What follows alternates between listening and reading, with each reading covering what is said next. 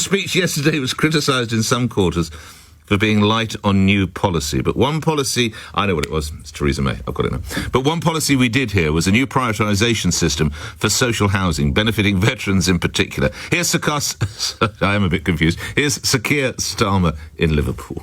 We will repay those who served us and house all veterans in housing need. Homes will be there for heroes.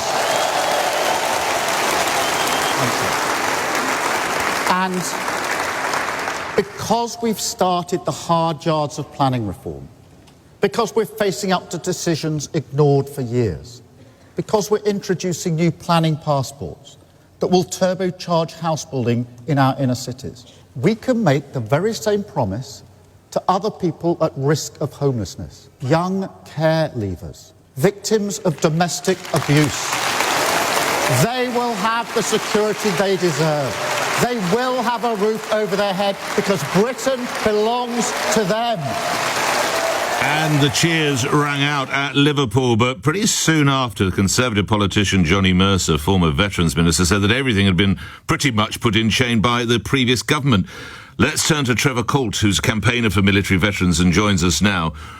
Firstly, your reaction to what you heard from the Prime Minister, and secondly, is this his creation or is there something rather borrowed from the previous administration? Good morning to you, sir. Good morning, Nick. Thanks for having me on. First of all, I think most of us have got used to hearing politicians give fantastic sound bites, which we all buy into, and they never actually achieve what they say.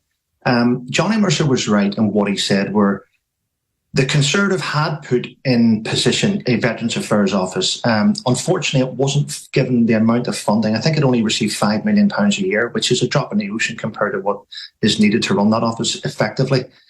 Had that office had been funded correctly and Johnny had got the right amount of money, then he may have been able to achieve a lot more. I think we remember back a while ago where Mr. Mercer promised to try and end veterans' homelessness, but he did his best. But there were so many obstacles placed in his way that it was made difficult for him. What sort of obstacles, Mr. Coult?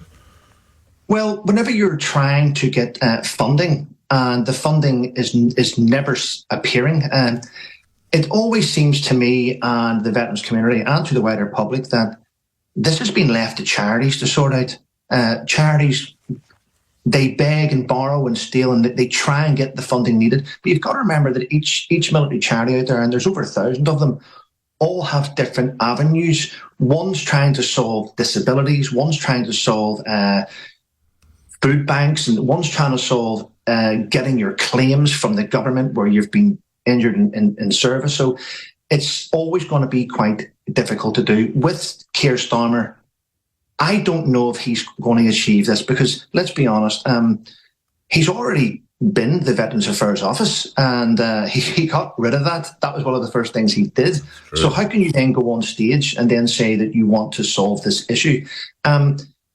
This has been going on from government after government after government. Now, this has been going on as long as I've been alive, and yourself, Nick, and nothing seems to happen. I don't think veterans, from a government standpoint, are a worthwhile investment. Now, that's not me saying this. I believe politicians think. Now, if you look at, for instance, landlords, there's no incentives for any landlords to take on veterans or homeless veterans, but they do get massive incentives to take on, and I don't want to bring this into different colour or creed, but landlords do get government incentives to take on asylum seekers and economic refugees. So landlords are given. You only have to look at what the Home Office have done. The Home Office have taken over many hotels up and down the country and paid these owners massive amounts of money to take on people arriving on our shores, but you never see them getting incentives to take on our homeless veterans.